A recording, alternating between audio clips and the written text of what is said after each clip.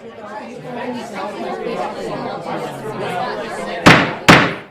right, my lords, we shall begin.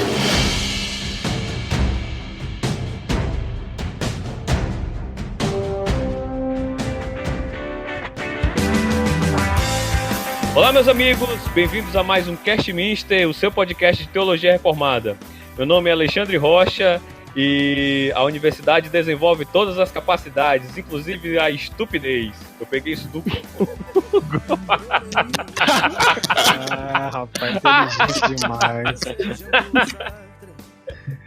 Meu nome é Diego Montenegro, lembrando meu passado, fé que pensa e razão que crê. Meu nome é Piton, e pois nele vivemos, nos movemos e existimos. Então, pessoal, hoje nós estamos com um convidado muito especial aqui, o nosso querido irmão Leonardo Cruz, que é graduando em História pela UFF. Se apresenta aí para os nossos ouvintes, Léo, por favor.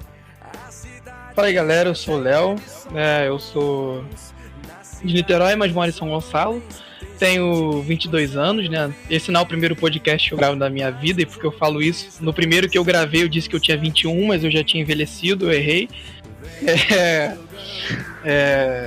Eu sou graduando na Universidade Federal Fluminense, né? Aqui no Rio a gente chama UF, né? No campo, na área de História, e lá na UF eu atuo em dois movimentos, a Cru Campus e a ABC2, também conhecida como Associação Brasileira de Cristãos na Ciência. E eu acho que é isso. Caramba, você é da BC2 também, Léo? Sou. Ah, que legal, cara. Explica pra gente um pouco o que significa a Cru Campus, cara. Então, cara, quem tá ouvindo aí, o ouvinte, foi universitário um tempo atrás, talvez conheça como Movimento Estudantil Alfa e Ômega. Em 2016, o movimento no mundo inteiro adotou o nome do que era nos Estados Unidos, né? Na verdade o apelido, CRU, porque é Cruzado Estudantil Profissional para Cristo, CRU de Cruzado. Você já deve imaginar a quantidade de piadas que a gente ouviu sobre isso. Mas enfim, em português a gente encheu por conta das piadas mesmo, mas teve que adotar, não teve jeito. Vamos lá, a Cruzado Estudantil Profissional para Cristo, ela surgiu em 51 em UCLA, na Universidade da Califórnia, com o Bill Bright, que também era presbiteriano, e ele começou a evangelizar lá, e depois o movimento foi para Coreia do Sul, e, enfim, hoje está em mais de 180 países aí. E por que campus? Cruzado Estudantil Profissional, na verdade, ela é um ministério muito amplo, que atua em várias áreas. Uma delas é o campus, que é a universidade, que eu faço parte, mas tem o ministério que atua com evangelização através da arte, que é o Brasil Música e Missão. Tem um que atua só com cinema, que é o Jesus Film. Sabe, é o filme Jesus, produzido pela Cru Campus, é o filme que tem o maior número de traduções na área do mundo. Não sei se de visualizações também, porque fizeram exibição desse filme no meio do mato na África, mas não sei se foi contabilizado, mas traduções tem para mais de 1000 idiomas e dialetos aí.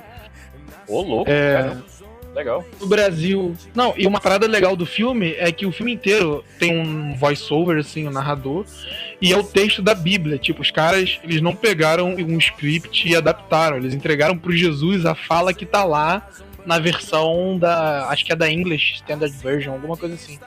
Aí chegaram pro Jesus, fala aí, cara, o texto da Bíblia. Então é essa parada aí mesmo. No Brasil tem um ministério que atua com igrejas, que é o Gerando Vidas desde 61, né? O ministério com a universidade chegou 25 anos atrás, no Rio de Janeiro. Como eu sou de humanas, eu não consegui fazer essa conta de cabeça. Eu perdi esse hábito, cara. Eu me sinto culpado por isso. Deixa eu lembrar quais ministérios mais atuam no Brasil. Tem o Leader Impact, que é o de evangelização no mercado de trabalho. Mas fora do Brasil... é quase onipresente. Cara, sim, nos Estados Unidos é mais bizarro. Não, tem também aqui no Brasil o Atletas em Ação, que é através de esporte. Inclusive o Falcão do futsal é um dos embaixadores do Atletas em Ação. O Falcão, aquele Falcão famoso, cara? Falcão Sinistrão do futsal, ele é um dos embaixadores. Caramba, que legal. Sabia que o Falcão era cristão, sabia? Tem Legal. tem um livrinho que a galera deu no congresso da Cru Campus que teve em setembro. Com o testemunho dele, fala que foi meio que uma crise, assim, que ele tava perto, assim, do que considera o auge da carreira, né, de jogador, 25, 26, 27 anos, e ele não tava se satisfazendo muito com o sucesso dele, ele achava que tudo não tinha muito sentido, foi aí que ele encontrou Jesus. Mas fora do Brasil tem outros ministérios também, nos Estados Unidos tem ministério que atua só com a galera do exército, na Europa tem específico para refugiados e tal. Então, assim, é uma parada muito ampla. E eu tô ali no bracinho que atua na universidade. Muito bom, muito bom. Pô, muito legal, cara, muito legal. Legal que o Senhor abençoe. Sensacional. Abre os meus olhos agora.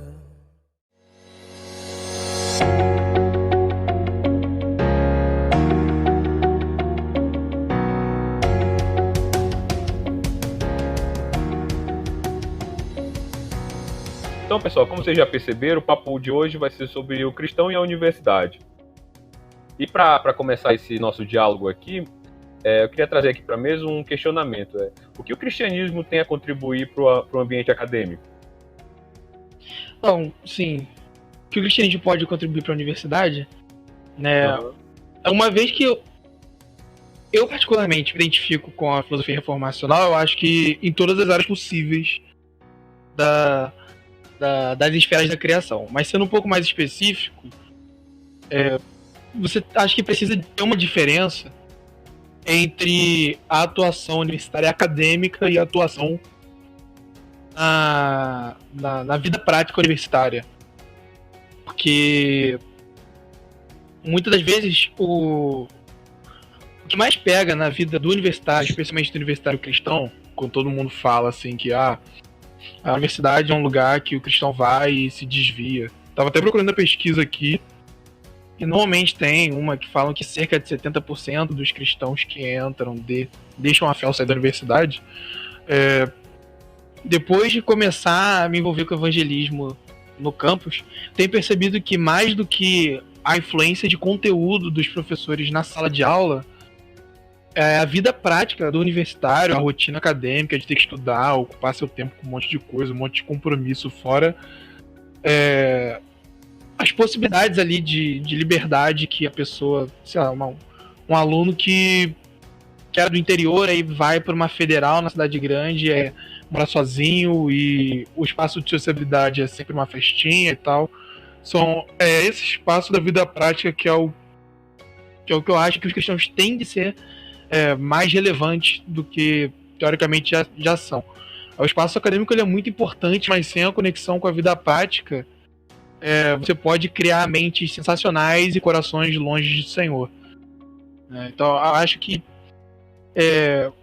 hoje a gente, por conta dos papos de cosmovisão e tal, a gente presta bastante atenção à ideia na perspectiva acadêmica, eu acho isso certo.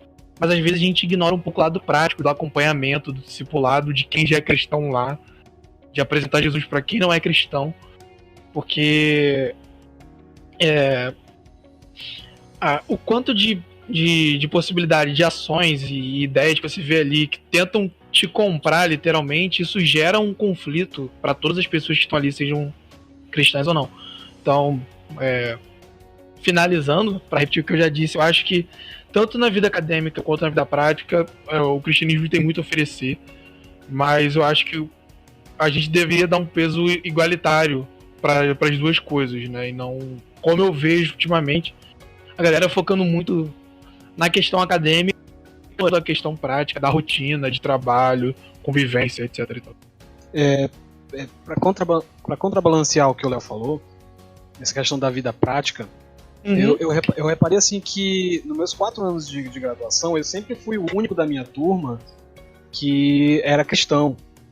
Só que eu não sei se foi por educação, não sei qual o motivo, eu nunca achei que me isolar era a melhor opção. Então eu acabei interagindo com o resto da turma, e o meu único assim amigo, né, que eu posso chamar de amigos, os outros eram colegas, mas o único amigo que eu tive nos meus 4 anos de graduação era um ateu.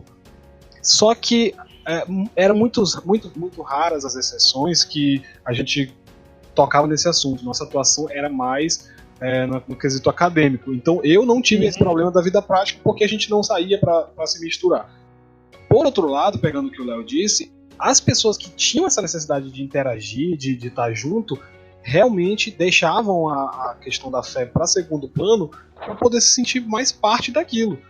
Porque a questão da fé individual não está nem dentro dessas rodas de sociabilidade que o Léo falou, e nem no ambiente acadêmico também. Apesar de que o que o Léo falou é verdade, eu concordo 100% do que ele disse, que a gente às vezes superestima a questão teórica, acadêmica, e esquece a prática, mas na questão acadêmica, isso atua como um martelo que vai batendo, sabe aquela questão de se uma mentira é repetida muitas vezes ela se torna verdade? Eu tenho certeza que muitos cristãos entram na universidade firmes e resolutos a manter sua fé. Só que as duas coisas atuam. De primeiro, ele percebe que por ser cristão ele vai acabar sendo uma pessoa de poucos amigos, porque não vai poder ir para as festas, etc. E por outro lado, ele vê sempre o professor dele, dependendo, claro, do curso, também tem isso, o professor dele batendo numa tecla, dizendo que, enfim, estreitando o laço do que é para ser crido, né, dentro daquela perspectiva do curso dele. Então, assim, aquilo que ele ouviu na igreja, ele fica lutando com aquilo. Assim, até eu, que fui para a universidade já um pouco mais maduro, um pouco mais preparado, até eu me vi nessas situações de, às vezes, o professor tá falando alguma coisa e eu tá dentro de mim relutando em acreditar no que aquele cara tá falando, porque eu ouvi a minha vida toda na igreja que aquilo ali não era verdade. Então, assim, os dois lados apertam a vida do cristão. Na prática, ele às vezes tem que se isolar para, vou usar essa palavra, para não se contaminar, né? E nos estudos, às vezes, ele tem que entrar num modo automático de escrever coisas no trabalho dele que ele não crê. Então, assim, o que os cristãos podem contribuir, né? Que é a pergunta. Eu acho que é formando um corpo, né? Formando um corpo. Eu fico pensando muitas vezes comigo, como seria se eu tivesse amigos cristãos, né? Na universidade. O que eu poderia ter feito que eu não fiz? Por exemplo, o Léo abriu a abertura dele falando dos movimentos que ele faz parte. Num certo período da minha graduação eu fiz parte da ABU, que é a Aliança Bíblica Universitária. E nesse tempo que eu fiz parte da ABU, por ter incentivo dos meus colegas, por ter recursos da ABU, eu acho que foi o único período da universidade que eu consegui desenvolver alguma coisa na universidade. E era sozinho, porque, como eu disse, eu não tinha amigos. Então, amigos cristãos. Então, foi o único período da universidade que eu consegui botar para fora a minha vontade de fazer alguma coisa cristã dentro da universidade. Não durou muito tempo, porque eu estudava à noite, era muito difícil. Enfim, eu tentei contribuir com essa questão do corpo, sabe? De vocês procurar outras pessoas que se identifiquem com a tua fé e juntar os esforços, porque a gente sozinho, às vezes, vai ser complicado mesmo. Ou a gente vai entrar naquele parafuso de querer ser o Lutero e mudar a faculdade, ou a gente vai se isolar completamente, né, e vai acabar passando por outros problemas. Então acho que a principal contribuição é essa, assim, criar um corpo, porque o cristianismo é isso, né? O cristianismo é um corpo, né? O cristianismo é isso em essência, né? De convocar os cristãos para serem um só, né? A unidade dos cristãos. Então eu acho que faltou isso para mim, eu acho que falta para muita gente, muitos cristãos eu acho que passam por essa situação de se sentir sós.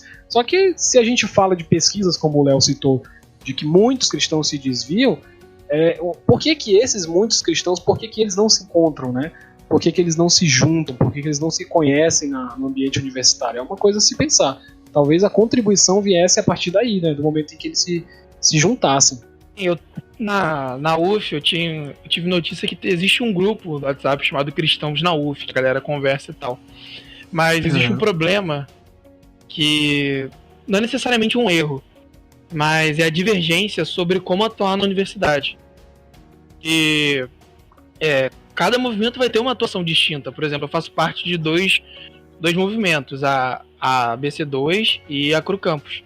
A Cru Campus, ela tem a ênfase em evangelização e discipulado de cristãos. A gente está ali para chegar, tirar um dia da semana, reunir grupo, sentar, conversar sobre a Bíblia, aplicação para nossa vida prática na universidade, orar junto, a gente come, criação de comunidade mesmo. A BC2 também é uma comunidade, mas ela está preocupada no engajamento, numa integração entre fé e ciência.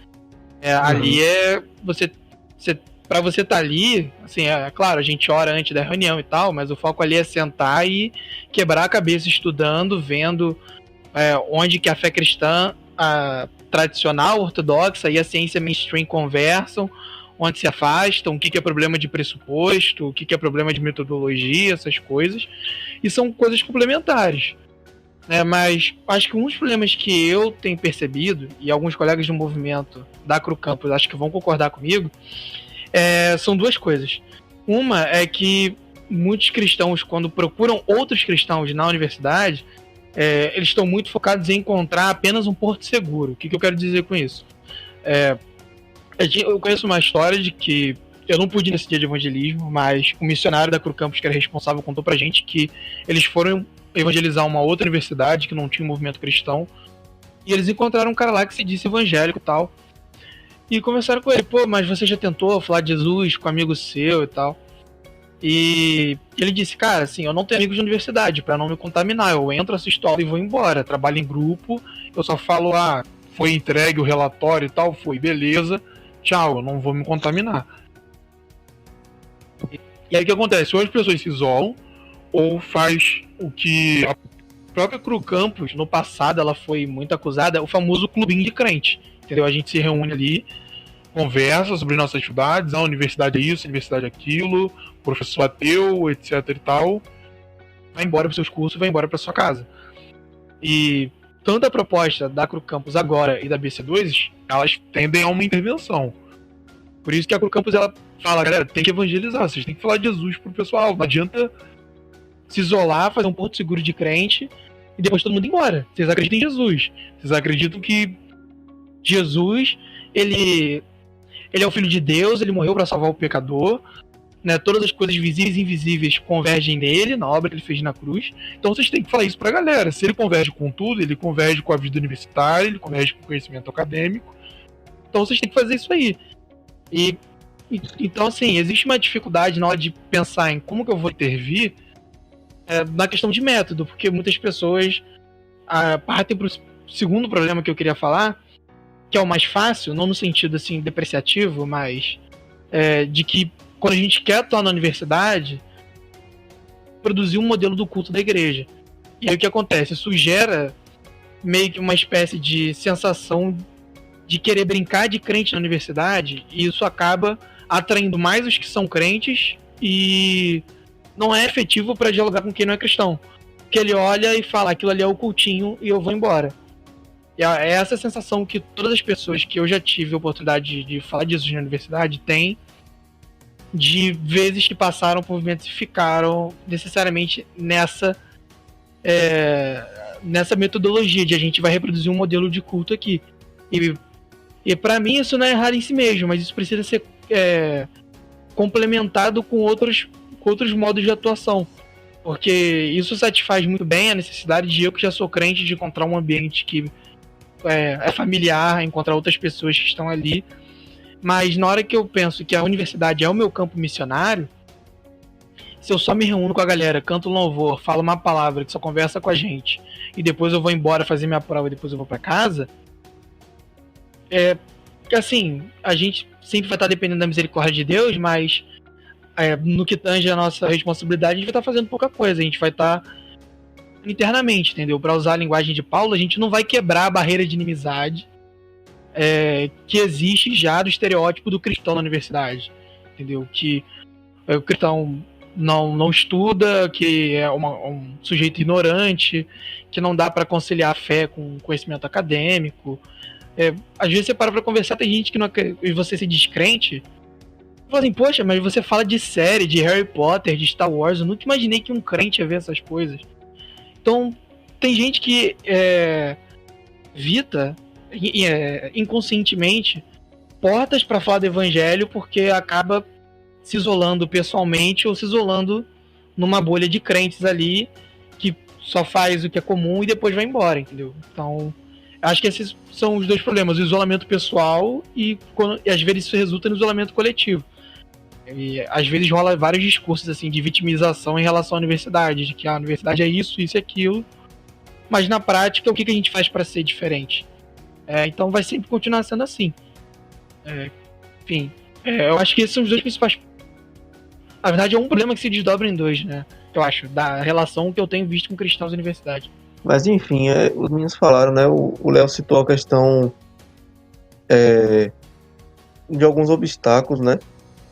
Eu só acrescentaria que tem esse estereótipo, né, do cristão ser um cara extremamente, uma pessoa extremamente bitolada com as questões da ciência, do mundo lá fora.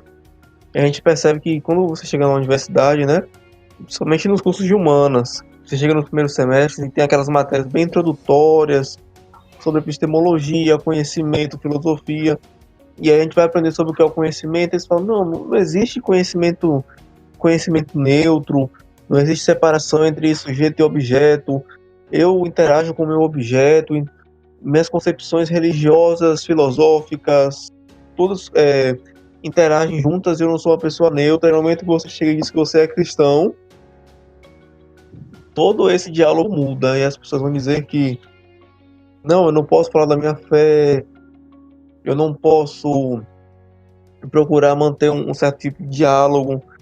Então, eu diria que a tarefa do cristão, dentro da universidade também, é produzir, porque a universidade é um ambiente de produção do conhecimento, um ambiente que deveria ser, né, de produção, de pesquisa. Então, a tarefa do cristão também é estar lá produzindo, é estar lá investindo seu tempo em desmistificar certas coisas. Eu diria também, como o Diego falou, não sozinho, né, mas com outros cristãos também, juntos, porque geralmente, pelo menos eu percebi um pouco disso na minha universidade, né, tem os cristãos e tal, e aí você fala de se reunir, você fala de algumas coisas, e aí o pessoal esmurece um pouco, né, o pessoal fica receoso, porque já esse receio fora deles, né, o receio da comunidade em si, acadêmica ali, de que esse tipo de coisa aconteça, né? Como se a gente fosse, entre aspas, cristianizar a universidade, né? Quebrar o Estado laico. Como a gente não quer fazer isso. A gente quer mostrar dentro do lugar onde a gente está que a nossa fé é relevante, que não há dicotomia nenhuma, que o evangelho é acessível às pessoas e realmente é algo a se pensar, né? Essas são as problemáticas que o Léo trouxe. Será que quando a gente pensa nesse tipo de coisa, a gente não acaba se isolando para falar mal do professor, só para ficar reclamando da situação da universidade? Será que realmente a gente, como universitário, como acadêmico, a gente está usando do nosso tempo, além de pregar o evangelho, para mostrar a relevância da fé, mostrar que não há uma dicotomia entre a produção do conhecimento científico e nossas concepções religiosas? É algo que a gente precisa pensar, né? Sim, então eu acho que é interessante que nas aulas iniciais, naquelas disciplinas iniciais que o Piton mencionou, quando se falava de introdução à filosofia, o único teórico religioso citado nessas disciplinas era Santo Agostinho. Não sei se com vocês foi a mesma coisa, vocês a história aí. Mas nem Agostinho e Tomás de Aquino, mas Tomás de Aquino, eu não ouvi foi falar uma de aula Tomás só. de Aquino. Pois é, eu não ouvi falar de Tomás de Aquino aqui, foi só o Agostinho. E aí quando falavam de Agostinho, eles falavam assim que o professor mencionou que o Agostinho foi o cara que fez o debate sobre o livre-arbítrio, e que depois disso essa questão foi esquecida. E aí eu perguntei do professor se é verdade, eu tava lá. Pois é, e aí o professor tem doutorado em filosofia pela PUC. E aí perguntei dele se ele nunca tinha lido os Reformados. Aí ele deu uma risada e falou: fora eles. Né, fora eles. Então essas questões, assim, quer dizer, talvez se fosse um outro cristão ali que não tivesse esse ambiente presbiteriano, ele não ia reparar que o professor estava falando uma balela ali, né? Que o cristianismo ele tem muito mais discussão sobre as implicações filosóficas do livre-arbítrio do que só a patrística, né? Ai, que burro, dá 0 pra ele. Cara, o Léo falou algo interessante, essa questão da a parte prática e a parte acadêmica. Em relação à parte prática, aquele texto clássico de Mateus 5,13, né, quando fala que vós sois o sal da terra. Ora, se o sal vier a ser insípido, como lhe restará o sabor? Para nada mais presta, senão para lançado fora, ser pisado pelos homens. Na versão, a mensagem, o Eugene Peterson, né, que é o... Sim. É o Eugene Peterson. Ele fez uma frase muito legal, cara. Ele falou assim: permita-me dizer por que vocês estão aqui. Vocês estão aqui para ser o sal que traz o sabor divino à terra. Se perderem a capacidade de salgar, como as pessoas poderão sentir o tempero da vida dedicada a Deus? Vocês não terão mais utilidade e acabarão no lixo. Eu acho que isso se aplica muito bem no contexto universitário, cara. Principalmente porque, assim, eu escrevi um texto há um tempo atrás, inclusive eu acho que a gente vai deixar aqui o link no post, dando algumas dicas sobre o cristão na universidade. Mas o que eu queria chamar a atenção é que, assim, se você for realmente um crente firme, e essa firmeza deve vir antes da universidade. Você deve ter uma vida devocional anterior à universidade e que deve continuar na universidade. E assim, eu sei que o senso de pertencimento é grande, né? Nós queremos fazer parte do grupo. Ninguém quer ser o estranho, o diferentão, o cara chato que, tipo assim, não fecha com a galera, né? Ninguém quer ser assim, cara. Todo mundo quer se sentir turmado, quer ser amado.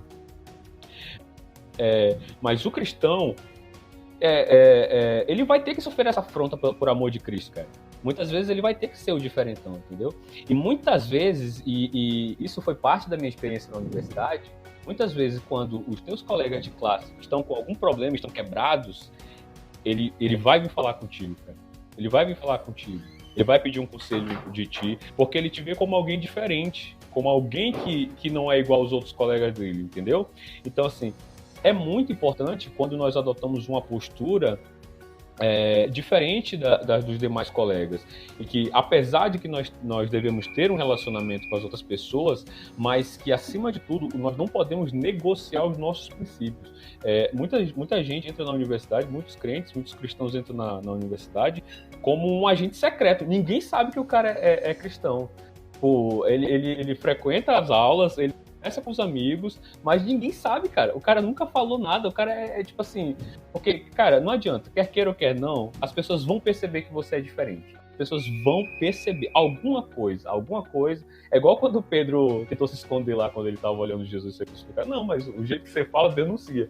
Então, tipo assim, em algum momento as pessoas vão olhar pra você e vão dizer assim, realmente, esse cara ele tem alguma coisa diferente. Essa menina tem alguma coisa diferente. E assim, é possível, e aqui eu tô pensando na minha comunidade de fé, né? Eu sei que nem todo mundo tem essa desenvoltura para evangelizar, para falar, para se expressar.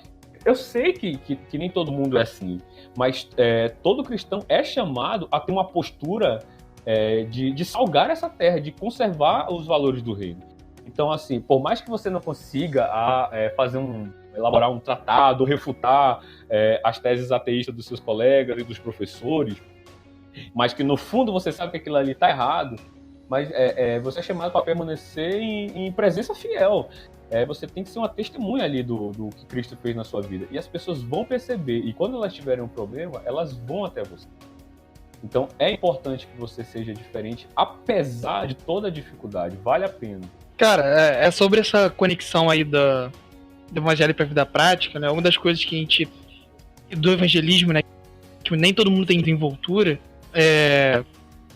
A gente na Acrocampus tem vários treinamentos de evangelismo, mas o que a gente tenta enfatizar no nosso dia a dia é que muitas pessoas, quando a gente fala de evangelizar, elas acham que evangelizar é aquele momento que eu ponho o terno e a gravata, pego um pacote de 500 folhetos e saio distribuindo. Falando de Jesus na rua, na universidade, eu tenho que vestir o uniforme de evangelista, tipo Superman, assim. Tem que andar debaixo da camisa e pá, agora eu sou evangelista. Mas o que a gente enfatiza é de que a gente acredita que Jesus muda a nossa vida por completo e que Deus onipresente, onisciente, onipotente faz, e a gente pode falar com ele a hora que a gente quiser e tal. Jesus faz parte da nossa vida o tempo todo. Se ele faz parte da nossa vida o tempo todo, isso pra quem é de humanas é mais forte.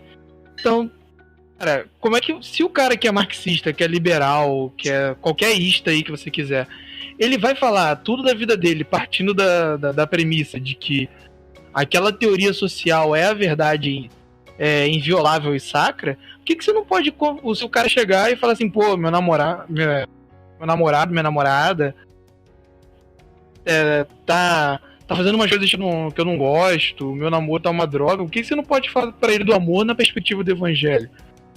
E uma vez almoçando com amigos assim, aconteceu justamente justamente essa situação, que um começou a falar de um namoro que não estava dando muito certo, e ele começou a usar uma perspectiva muito utilitarista, de que, tem que soltar mesmo, não sei o quê, porque não tá feliz. Eu falei assim, cara, não é assim.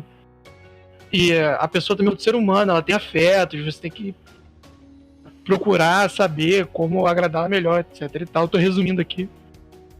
E ele falou assim, cara, eu nunca tinha ouvido isso, assim, de onde você tirou isso? Eu falei assim, cara, Jesus. Aí foi um momento assim que eu vi nos olhos da pessoa, tipo, cair como se tivesse derrubado um muro, assim. Como assim Jesus oferece esse insight pra dizer que eu preciso mudar o meu namoro? Eu achava que, tipo, era o pastor que dizia isso, não tinha nada disso na Bíblia.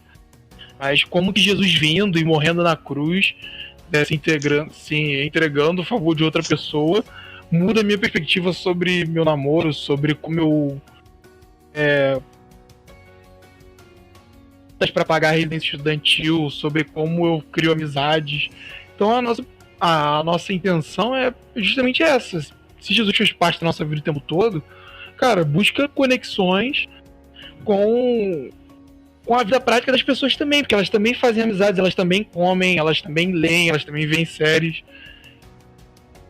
É possível fazer essas pontes o tempo todo. E se a gente tem o Espírito Santo e dedicação em ler a Bíblia e compartilhar isso com outros irmãos, seja na universidade ou não, porque é extremamente importante que a universidade não tire seu tempo de participar da sua comunidade de fé, né, da sua igreja, você vai conseguir fazer isso, cara, porque mais do que sua própria capacidade retórica ou argumentativa, é o próprio Espírito Santo que está te guiando quando você vai falar do evangelho para alguém.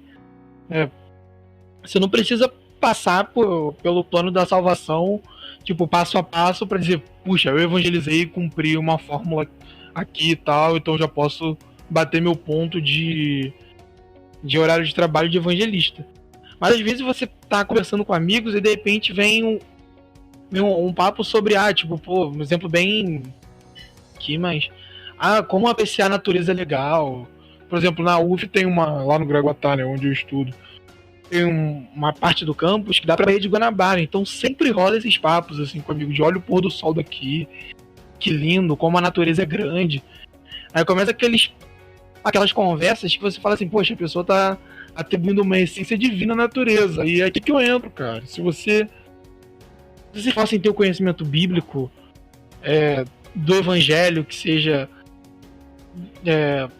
não tô conseguindo encontrar uma palavra aqui, mas conhecimento bíblico coerente ali com tudo que as escrituras apresentam, você é capacitado para dizer, cara, eu concordo, mas eu tenho uma perspectiva diferente. Isso pode parecer careta, cafona, mas por experiência própria. Todas as vezes que eu fiz isso, foram as conversas mais iradas que eu tive com... não eram cristãs, assim, conversas que tocaram em pontos de espiritualidade muito profundos que eu mesmo não consegui conversar com gente da minha igreja. Então, existem várias portas que Deus coloca pra gente como cristãos na universidade. Às vezes a gente tem uma visão muito restrita, ou melhor, restritiva, do que a gente tem que fazer lá. A gente acaba ignorando essas portas e passa, às vezes, 4, 5 anos, se você faz pós-graduação, sem falar de Jesus de uma maneira clara para quem tá do nosso lado, entendeu? Então, eu acho que o ponto principal é esse, a gente procurar no Espírito Santo e com o auxílio de outros irmãos, a partir dessa ideia de corpo, colocar Jesus na nossa vida prática universitária e na vida acadêmica também, porque o Evangelho também oferece a gente chegar e ter a nossa filosofia do martelo que esmiuça a penha e quebrar todos os ídolos teóricos da academia, sejam eles nas exatas, biológicas ou humanas. E aí entram iniciativas como a Associação Brasileira de Cristãos na Ciência, que tenta fazer isso, né? Pelo que eu sei, de maneira mais integral no Brasil, é uma das poucas, se não a única. Então isso falta ainda, da galera ter esse engajamento, né? E quando a gente volta no ponto que eu falei de que o pessoal tende a fazer um movimento que é mais fácil, de reproduzir o ambiente que é familiar, o ambiente de culto na universidade, isso acaba sendo um pouco eficaz, porque o ambiente de culto ele comunica mais para quem já tá ali, que é crente, do que eu chegar e falar de Jesus para um amigo meu que tá no momento de banais, e eu falar, poxa, esse aqui é um uma lacuna legal que eu posso falar. Jesus responde isso de maneira muito melhor, ou responde da maneira certa e tal. E a pessoa fala assim, puxa, eu nunca olhei o evangelho dessa perspectiva. Você aquilo que acho que, se não me engano, o Francis Schaeffer que dizia, né, o pré-evangelismo, a tarefa de quebrar os preconceitos antes de apresentar o evangelho, né? Eu tô lembrando também do Pascal, que ele tem uma frase que o Alistair McGrath cita sobre apologética, que é mais ou menos o seguinte: defender a fé ou a apologética é tentar fazer com que a pessoa veja que o evangelho é desejável. E o ato de evangelizar é mostrar para ela que o evangelho realmente é desejável. Então, muitas das vezes a gente perde a oportunidade de mostrar para as pessoas que o evangelho é desejável, de que ela pode olhar e falar assim, puxa, essa coisa é a notícia que eu nunca imaginei escutar na minha vida, e depois vou te dizer, cara, essa notícia é real, Jesus veio por você, pelos seus pecados, para te salvar, para você ter comunhão com Deus, não só mudar a sua vida a nível conceitual, mas integral, enfim, porque a gente fica muito restrito e com medo de ter eu vou usar a palavra engajamento, mas entendo aqui engajamento no sentido de entender a vida do outro universitário que está do nosso lado, né? Meio Jesus, assim, a samaritana. E você ir até a pessoa que está ali no poço bebendo de uma água que não é água da vida. Muitas vezes a gente olha de longe e tenta evangelizar de megafone quando o Espírito Santo está querendo que a gente chegue e sente do lado daquela pessoa ali, entendeu? Acho que é isso. O primeiro passo para a gente é quebrar preconceitos nossos em relação a como que é a nossa relação com o campus, para depois a gente, guiado pelo Espírito Santo e pela palavra de Deus, a gente ser o martelo que esmiuça a penha dos ídolos das pessoas, assim. E aí elas possam ver a maravilha que é o Evangelho de Cristo. Muito bom. Então, só pegando um gancho do que o Léo falou a respeito de tornar a fé desejável, né? Eu acho que esse é o aspecto central da coisa, porque duas coisas. Primeiro, a gente esquece que o Evangelho é o poder de Deus. Então, o Evangelho não é simplesmente algo que depende de mim, que é algo que eu tenho que desenvolver, algo que eu tenho que fazer. O Evangelho é o poder de Deus. Então, quando você anuncia o Evangelho, é o poder de Deus que está sendo anunciado. Então, nós temos a convicção de que, ao anunciar o Evangelho, o Senhor pode converter aquele que está ouvindo o Evangelho. E o ponto da questão de tornar o evangelho desejável, me parece que muito da falta de evangelização, muito da falta de falar a respeito de Jesus, em qualquer ambiente, inclusive no universitário, é porque somos pouco impactados pelo que o evangelho fez em nossas vidas. Já parou para pensar que quando a gente vê um filme legal, assim, a gente quer contar para todo mundo, a gente lê um livro, a gente vê uma série, pô, cara, tal, assistindo um filme assim, pá, e as pessoas acabam ficando cativadas pela propaganda que a gente fez, não é? Quantas vezes eu já li livros porque outras pessoas fizeram uma propaganda tão boa do livro que eu falei, pô, bicho, eu preciso ler esse livro. E com o evangelho não é diferente. Se nós não somos impactados pelo evangelho, se nós não fomos grandemente impactados pelo amor de Deus em Cristo Jesus morrendo pelos nossos pecados, dificilmente você vai falar a respeito do amor de Jesus. Dificilmente você vai ter aquele ânimo, aquela pujança para falar de Cristo para outras pessoas. Por quê? Porque você mesmo não foi impactado. Então, me parece que falta um senso do que é o Evangelho. E é sempre bom lembrar que o Evangelho é Cristo morrendo em nosso lugar por causa dos nossos pecados. Ele sabia quem nós somos, ele sabia quem nós éramos, e mesmo assim ele decidiu entregar sua vida por nós. E entregou sua vida na cruz, morrendo por todos os nossos pecados. Então nós não precisamos mais nos relacionar com Deus com base a palavra agora me fugiu, em desempenho humano. Nós nos relacionamos com Deus a partir do que Cristo fez na cruz. Então eu só preciso crer no que Cristo fez, crer que aquilo que ele fez é suficiente, e isso precisa impactar a minha vida. Isso precisa impactar o modo como eu olho as pessoas. Porque se eu recebi graça imerecida, eu devo dar graça imerecida para as pessoas. Eu preciso falar desse evangelho que também me salvou. E se ele transformou a minha vida, ele pode transformar a vida de qualquer pessoa. Ninguém é melhor do que ninguém. Então eu acho que falta um pouco desse encanto pelo evangelho. Porque a gente acaba, muitas vezes, entendendo que o evangelho está muito mais ligado com aquilo que você faz, com o seu desempenho, do que aquilo que Cristo fez em nosso lugar. E isso acaba gerando uma espécie de uma espiritualidade legalista. Então, tipo, isso não atrai ninguém. Isso não atrai ninguém. Cara, eu lembrei de uma história agora de uma amiga minha da UF, da Cru Campus, sobre essa ideia da gente ter o coração conquistado pelo evangelho. E eu lembrei do que você falou da firmeza a firmeza na fé, ela ser anterior à própria universidade, né? Uma vez ela estava contando a história dela em algo que a gente estava fazendo no campus, né? Que a gente deu espaço para a galera contar da história pessoal de caminhada com Cristo e tal.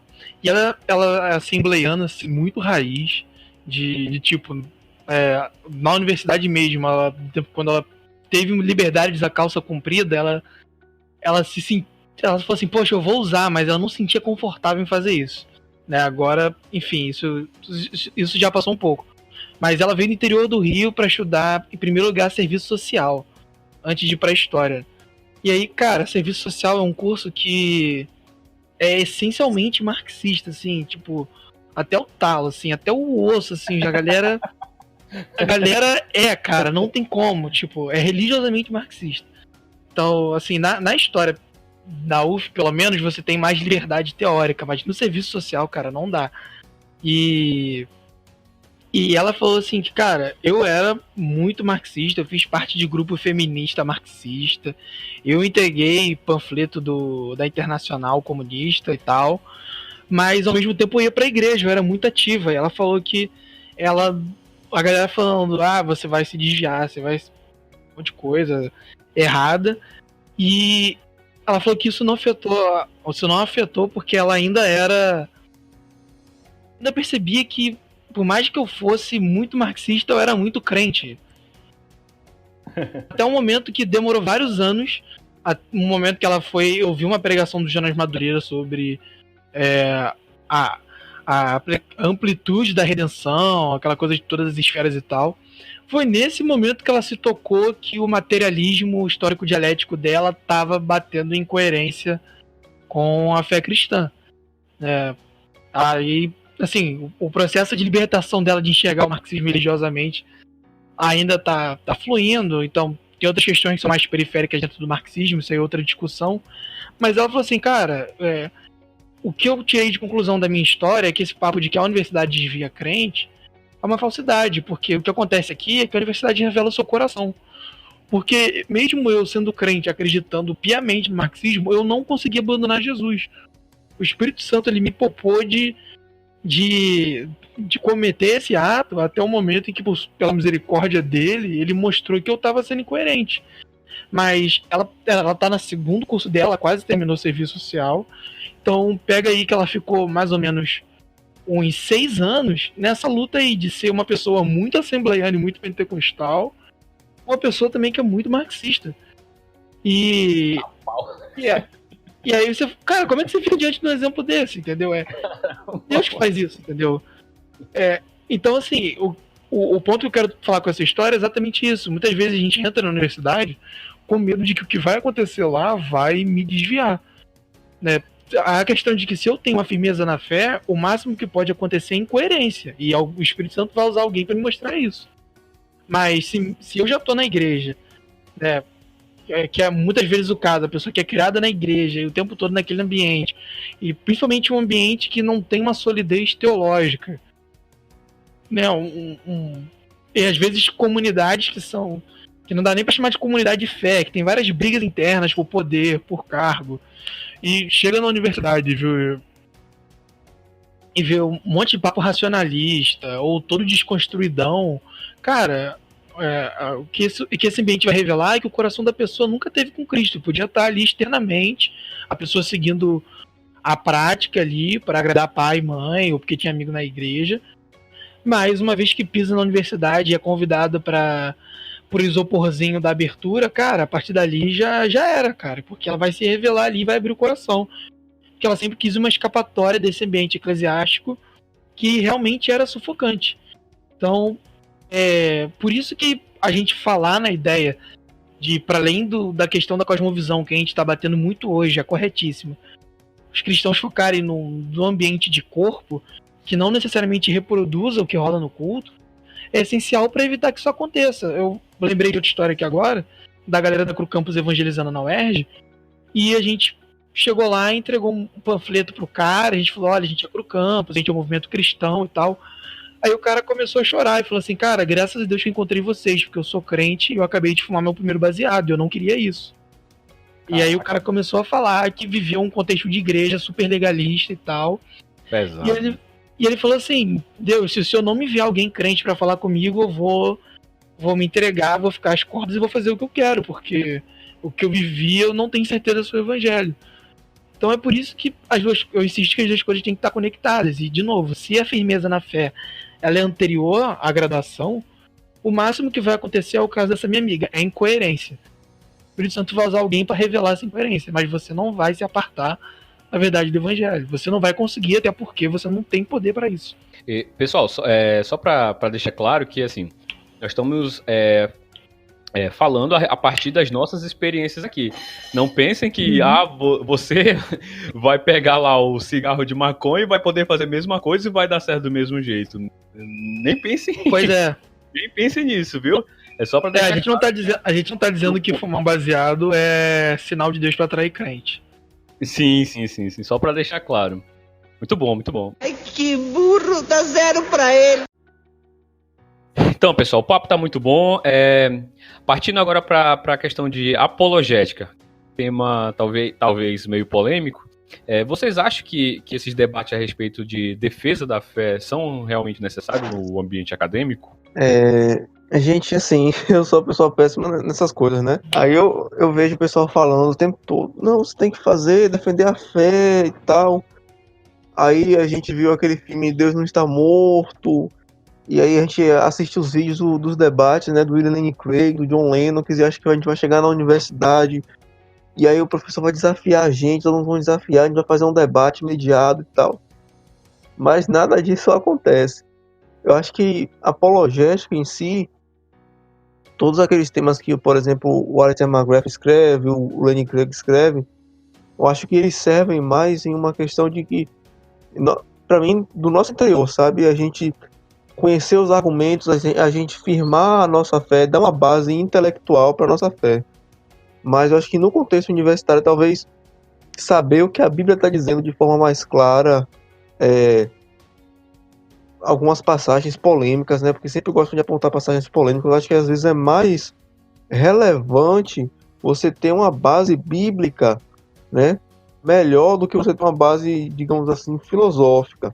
Não que a base filosófica não seja importante, é importante, mas no momento que você está tete a tete com a pessoa ali conversando, e a pessoa vai começar a jogar aqueles questionamentos, né? Ah, mas porque a Bíblia diz que... rola sempre esse questionamento, né? Ah, porque a Bíblia diz que não pode fazer tatuagem, ou porque a Bíblia diz que não pode beber. Ah, se eu comer camarão, eu vou pro inferno. Que nem aquele vídeo do Quebrando o Tabu, que já citei aqui uma vez, né? No episódio, acho que foi no episódio 3. Se você fizer isso, você vai pro inferno e tal. Então, a Bíblia defende escravidão, a Bíblia defende que as mulheres devem ser totalmente submissas ao homem, que elas não podem fazer nada, que elas devem viver caladas. Então, um bom conhecimento bíblico, às vezes, sana mais as dúvidas do descrente do que a gente ficar falando do argumento ontológico, do argumento moral, do argumento... É tanto argumento, gente, é bom. Mas eu acho, minha opinião, que a apologética, no sentido de evangelizar o descrente, não tá dando certo, não. Tem até um vídeo do Vitor Fontana, que também é presbiteriano, ele conta esse relato dele, que serviu para ele melhor saber o que a Bíblia está dizendo, estudar a Bíblia melhor, explicar o texto bíblico às pessoas, do que falar de argumentos filosóficos, epistemológicos, teóricos, porque ele viu que realmente não ia servir muito. De forma prática. Mas enfim, é minha opinião, gente. Eu acho que a universidade não é um filme Deus Não Está Morto. E aí o jovem cristão que se interessa pelas escrituras, acho que ele deve tirar isso da mente, né? Porque a gente vive um ambiente muito polarizado. E as pessoas, o jovem pensa, né, que vai ser sempre aquela coisa, né? Vai ser sempre enfrentamento. E às vezes o professor não tá nem aí pra você, ou não tá nem aí pra você, sabe? E aí você vai ter que arrumar outra estratégia, outra forma de pensar. Então, em pensar como você vai apresentar a fé às pessoas. Então, às vezes apologética mesmo, filosofia e tal, pode ser um entrave. Minha opinião, gente. Minha resposta aí.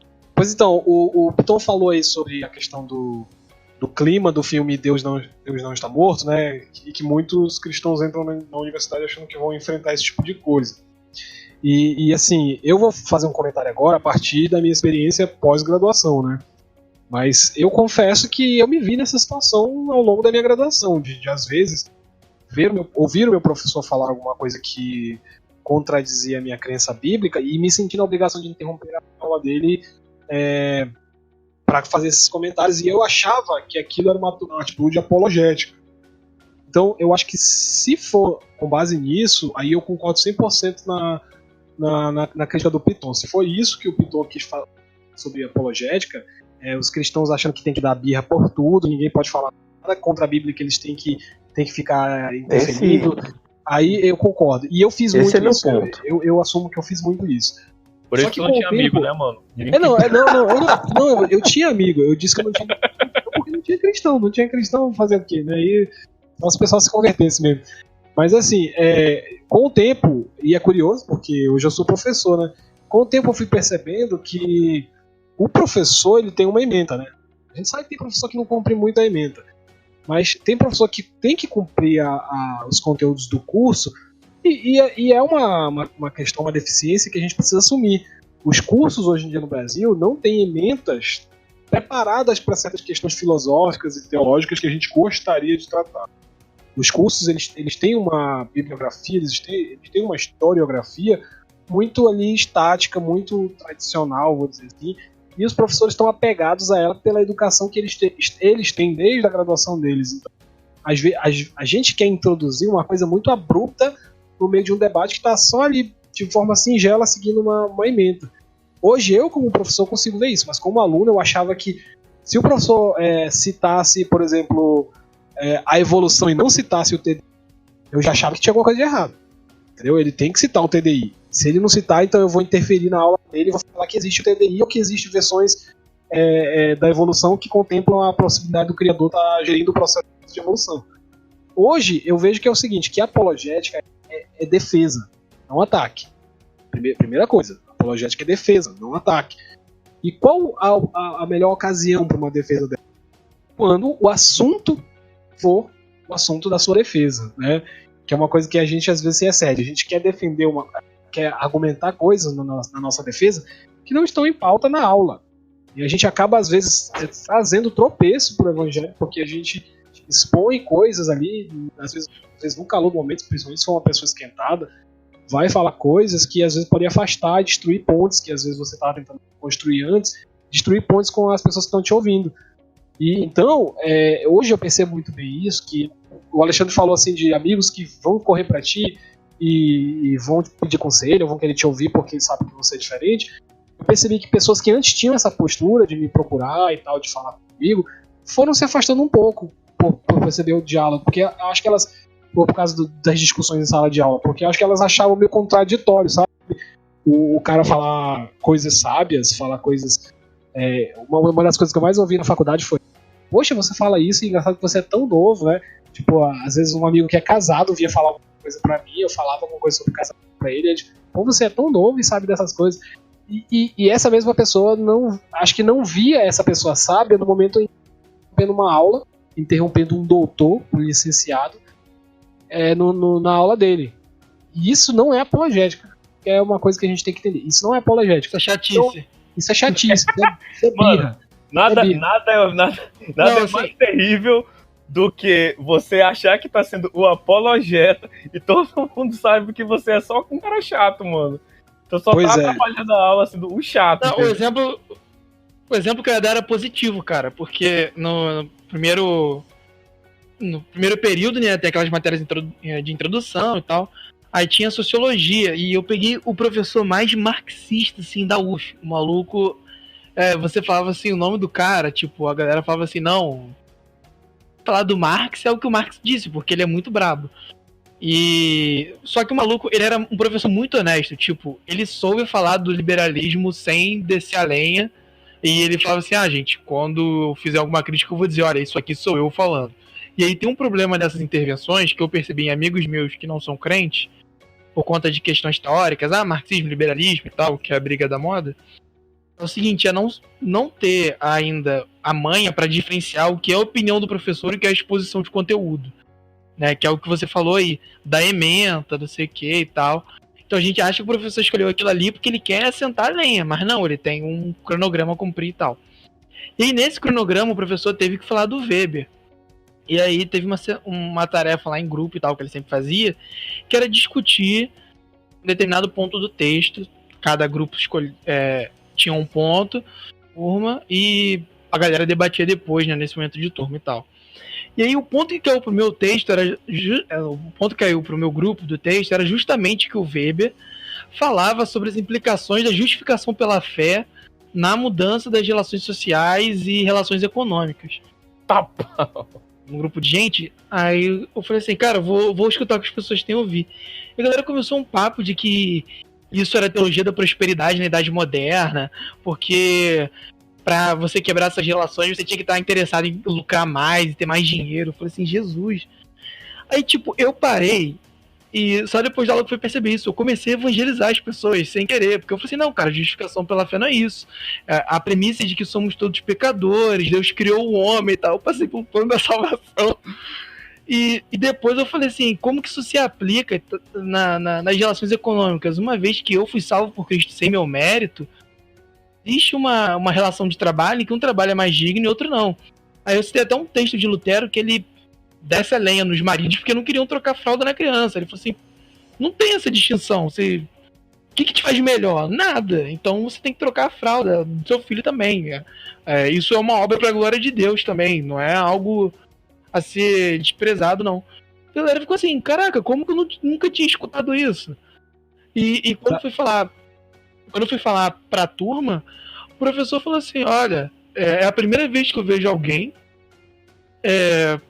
criticar o Weber, e criticar certo. Aí eu fiquei assim, Jesus, o que eu fiz? Aí, no fim das contas, era exatamente isso. O assunto que estava sendo debatido na aula, e eu intervi em cima, conectava, e a galera estava enxergando a ideia da salvação pela fé e pela graça de uma maneira que não era maneira bíblica. E eu, sem a intenção de querer ser o apologeta, eu falei assim, gente, isso aqui tá errado. E no final das contas, depois da aula, veio gente falar comigo e falou assim, cara, que legal isso que você tá falando do evangelho da salvação, sempre achei que era por dinheiro, você tirou isso, me conta mais e tal. E depois da aula eu tive 15 a 20 minutos pra poder falar de Jesus ali para umas 7, 8 pessoas. E porque eu consegui intervir na aula e tinha a ver, entendeu? Eu não cheguei assim, mas isso daí é só porque vocês querem ofuscar a fé cristã e tal, que nem os apologetas de internet faz aí. Eu tenho uma experiência quase idêntica à tua, Léo. E foi com o Weber também, né? O professor de sociologia estava trabalhando com o Weber, e aí eu estava estudando o texto do Weber, mais especificamente um capítulo lá da Ética Protestante do Espírito do Capitalismo, em que ele faz uma comparação entre protestantes e católicos, afirmando que a principal diferença que ele nota entre protestantes e católicos é que na hora de ser promovido ou de crescer dentro de uma empresa, o católico preferia se resguardar a ter um salário mediano que desse mais tempo a ele de descanso, de lazer com a família, enquanto que o protestante aceitava sacrificar o lazer dele pelo trabalho, desde que trouxesse mais dinheiro a ele, né? E aí o professor usou o espaço para levantar uma questão de que os puritanos, né, a partir do que ele tinha lido, os puritanos eram extremamente acumuladores de dinheiro, como a teologia da prosperidade é hoje. E assim, por coincidência, né, entre aspas, eu estava lendo nesse exato dia, nesse exato tempo, um livro do Leland Ryken, que é Santos no Mundo, né, que era a história dos puritanos, com documentos originais e tal, da história. E aí tem um capítulo nesse livro do Ryken que é justamente sobre o dinheiro, né? que os puritanos diziam, o que eles pensavam sobre o dinheiro.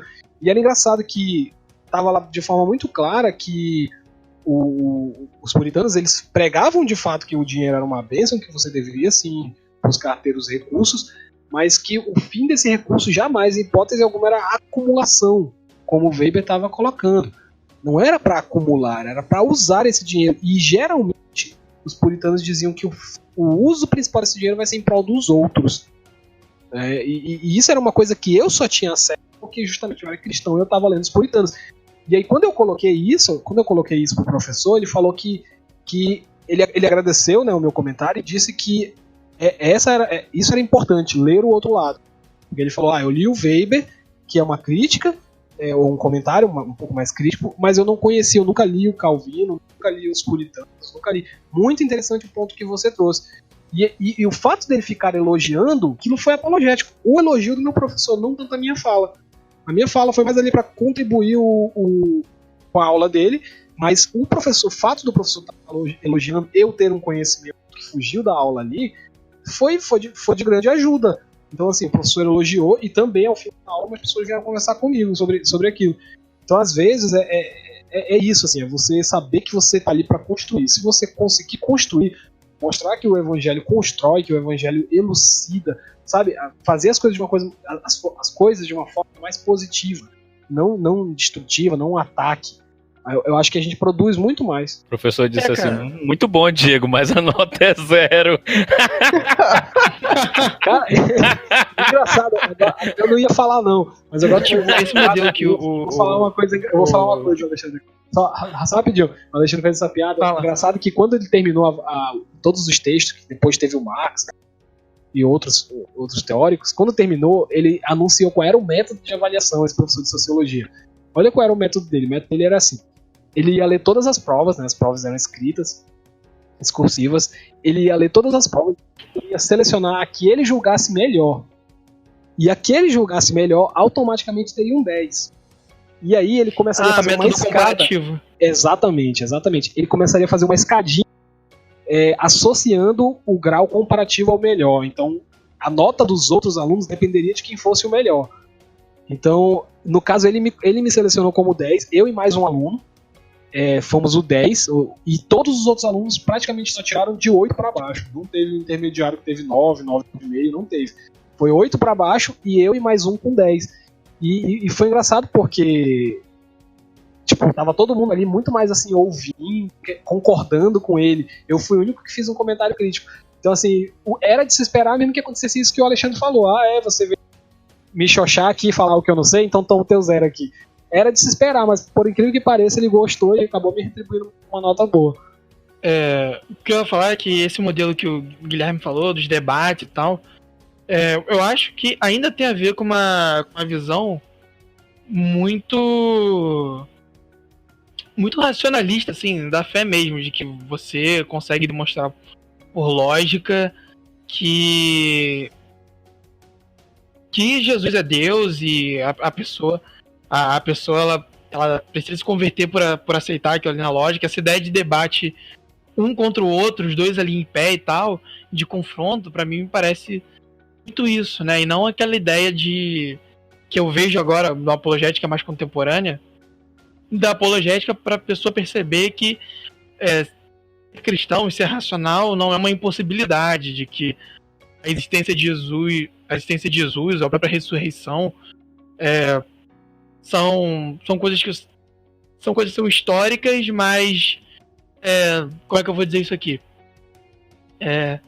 No sentido de que não é verdade lógica ou apenas lógica, no sentido de que eu demonstrei que a ressurreição aconteceu.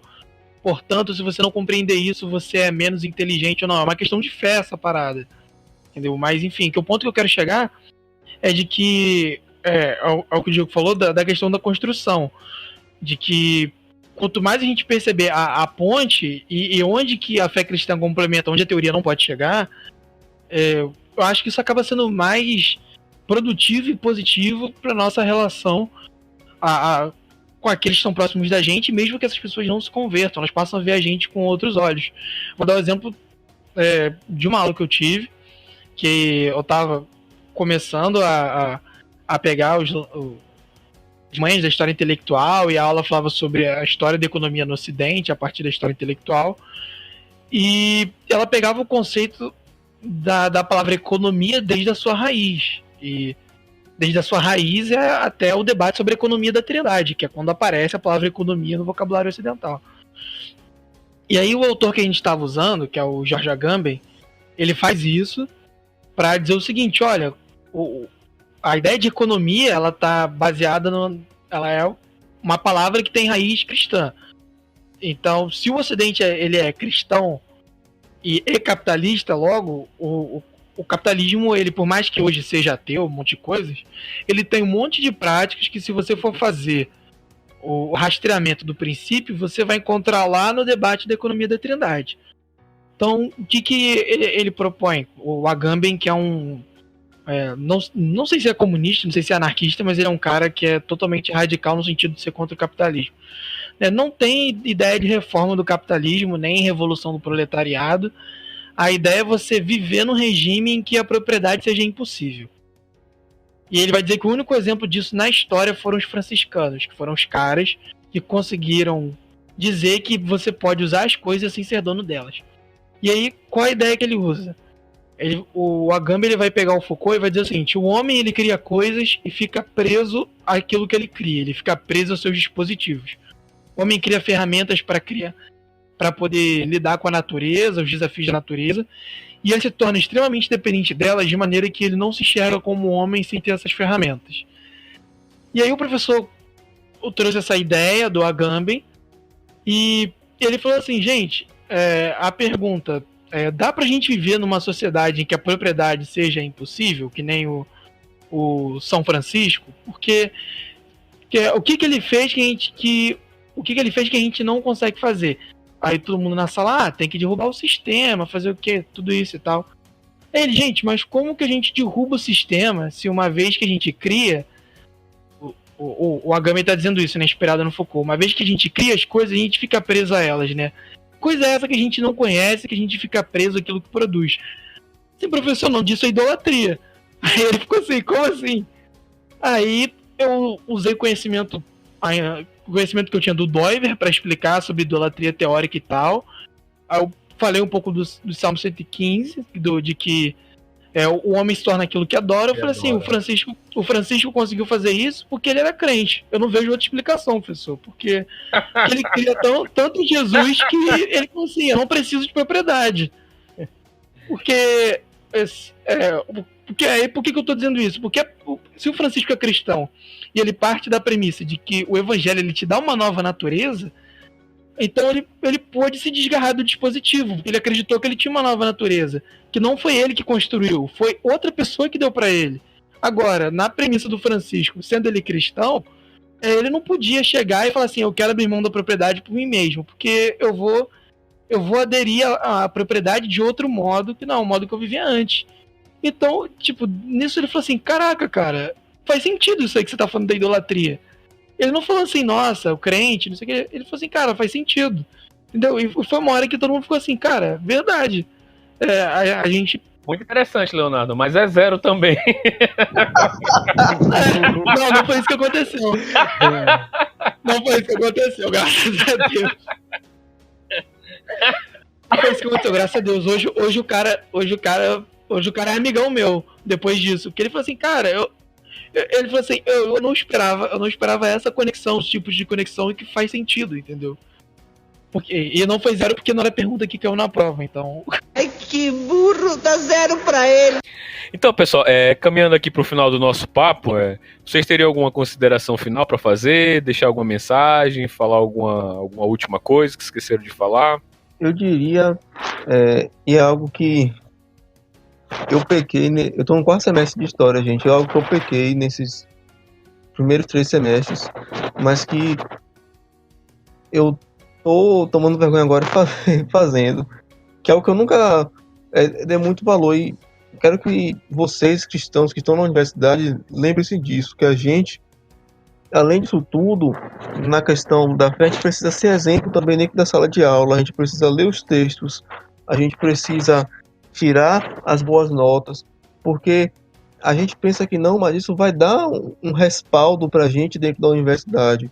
O professor vai ver a gente como bom aluno, o professor vai ver, parece até meio besta, né? Porque muitos professores falam que não ligam pra nota, mas eles vão olhar pra gente com olhos diferentes, porque eles vão perceber que a gente realmente está interessado em aprender a disciplina. Então, se dediquem às suas leituras, se dediquem a fazer as atividades, os trabalhos, se dediquem a participar das programações acadêmicas, né, da universidade, os congressos, colóquios, encontros. Se você quer pesquisar, pesquise também. Seja exemplo. Faça tudo regado à oração, gente. Ore sempre. É difícil, às vezes, com a demanda, manter uma vida espiritual constante, mas não desista disso, gente. Não desistam. Permaneçam firmes na fé. Procurem outros irmãos para que você possa compartilhar disso com eles e juntos vocês se fortaleçam. Mas seja um exemplo, porque quando o seu amigo te procurar, aquele que ainda não conhece o Evangelho, ele vai te procurar porque ele sabe que você tem algo diferente. Ele vai ver você demonstrando isso na aula, quando você faz as exposições das suas leituras, quando você apresenta os trabalhos, quando você está lá fazendo suas atenções na sala de aula. Então, se esforce, porque realmente todos os holofotes estão apontados para você. A gente não percebe, mas eles estão. Deus abençoe. Eu quero finalizar esse episódio com o conselho de Pedro, o apóstolo Pedro, que está lá em 1 Pedro, capítulo 3, dos versos 14 a 17. Diz assim: Todavia, ainda que venhais a sofrer, porque viveis em injustiça, sereis felizes. Não vos atemorizeis, portanto, por causa de ameaças, nem mesmo vos alarmeis. Antes, reverenciai a Cristo como Senhor em vosso coração, estando sempre preparados para responder a qualquer pessoa que vos questionar quanto à segurança que há em vós, ou, como diz outras traduções, da razão da vossa fé. Agora vem o ponto-chave, que a gente quis focar nesse episódio também.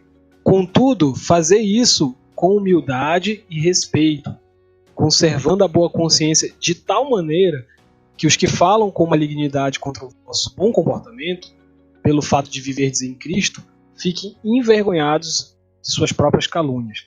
Porque é melhor sofrer por praticar o bem, se for da vontade de Deus, do que por fazer o mal. Então, cristão, não entre na universidade achando que o seu papel lá é fazer todo mundo te odiar porque você é cristão. Se você for odiado pelo seu bom comportamento, beleza. Eu vou dar 2 conselhos aqui, né, focados um na parte prática e outro na parte acadêmica. Na parte prática, cara, concordando com o que eu acho que todo mundo vai dizer, não fica sozinho.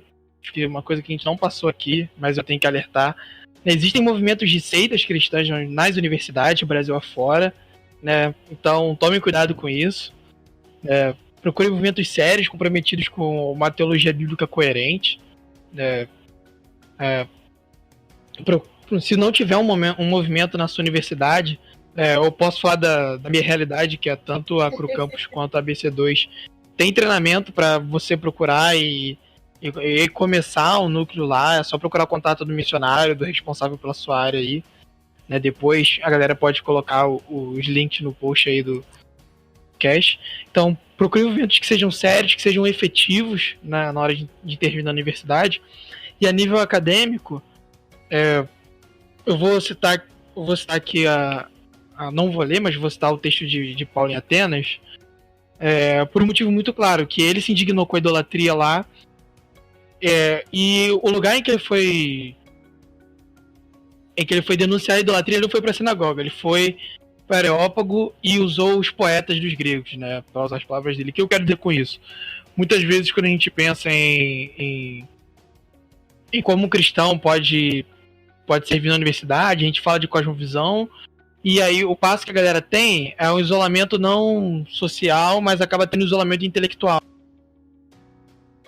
Eu só vou ler Alvin Plantinga, William Lane Craig, ficar aqui na rodinha e... Não, cara, não faz isso. Não tenha medo de pegar um manifesto comunista para ler, não tenha medo de pegar A Riqueza das Nações e ler, não tenha medo de pegar o Foucault e ler, o Richard Dawkins ou qualquer outro cara lá da Exatas e ler, Exatas e Biológicas e ler, porque se você tem o Evangelho, se você se você está sendo capacitado na academia para exercer a sua racionalidade, e você tem o Espírito Santo, irmãos, na universidade ou na igreja que te ajudam, você vai ser capaz de olhar para aquilo e ver onde a graça comum de Deus está atuando em preservar a verdade na vida desses caras, e onde você vai olhar e dizer que não, isso aqui é o cara partindo de uma perspectiva racionalista, uma perspectiva de desconstrução, o viés teórico que for. Não tenha medo de pegar um texto, aparentemente, todo o estereótipo que tenha contra o evangelho, e falar assim, não, eu não vou ler isso, eu vou ler de maneira automática. Faça isso porque vai chegar uma hora que você vai precisar dizer na aula ou com alguém como dizem seus próprios poetas, e você não vai ter recurso para dizer. Então, seja engajado nesse sentido também. Muito bom. Eu queria citar só 2 textos aqui. Um primeiro em Provérbios, um clássico. Hoje eu estou nos clássicos. Fala assim, de tudo que se deve guardar, guarda o teu coração. E um texto também de 2 Coríntios 10, no versículo 3, ele diz assim: porque embora andando na carne, não militamos segundo a carne, porque as armas da nossa milícia não são carnais, e sim poderosas em Deus para destruir fortalezas, anulando nós sofismas e toda altivez que se levanta contra o conhecimento de Deus, e levando cativo todo pensamento à obediência de Cristo. Não entregue o seu coração na universidade para qualquer ídolo teórico, não entregue o seu coração na universidade para fazer parte de um grupo, porque na universidade a luta é pelo seu coração. Então você deve guardar o seu coração para aquele que te salvou, para aquele que morreu pelos teus pecados. E como diz o texto do apóstolo Paulo, a nossa luta não é carnal. Nós podemos descansar em Deus, e que Ele luta por nós, e que Ele é a nossa força, e que Ele nos fortalecerá nesse período da nossa vida. E tenhamos em mente que isso é passageiro. A universidade não é o tudo da sua vida. Você vai ficar lá um período, mas isso vai passar. Então, aguente firme e permaneça firme no Senhor, com a vida devocional, na sua comunidade de fé, e o Senhor irá te abençoar em todos os teus caminhos. É o que nós desejamos para todos vocês. Esse foi mais um Cast Mist. Nós gostamos muito, Léo. Muito obrigado mesmo. Foi muito bom, cara. Isso, cara, eu que agradeço o convite e peço desculpa por ter falado demais. Eu tenho esse defeito aí. Nada, cara, foi muito legal mesmo. Volte mais vezes, viu? Eu gostei demais. Espero que os ouvintes também tenham gostado. Tenho certeza que vão gostar, porque foi muito bom, muito instrutivo, muita informação bacana. E é isso, pessoal. Então, até o próximo programa. Acho que daqui a 15 dias, se eu permitir, a gente está de volta. Um abraço a todos e tchau!